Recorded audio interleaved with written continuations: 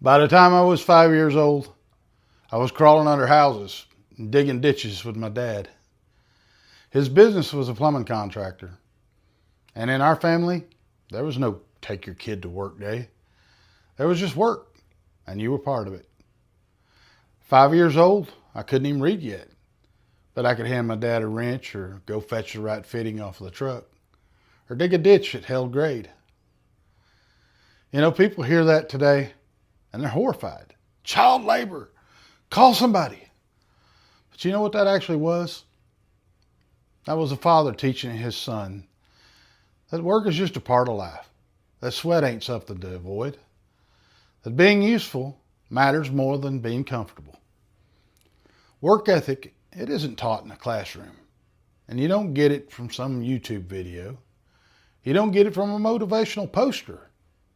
You catch it from watching somebody who doesn't quit when it's hot, who doesn't quit when it's cold, who shows up when it's miserable and unfair and nobody's clapping for them. That's how it transfers, proximity, to people who just do the work.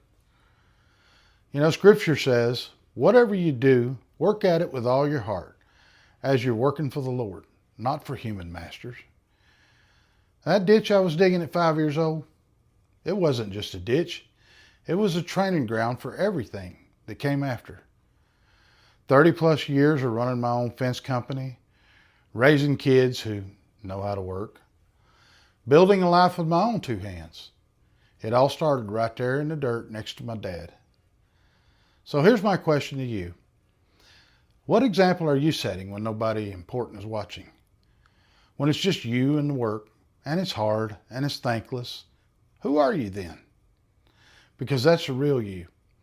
And somebody's learning from it, whether you know it or not.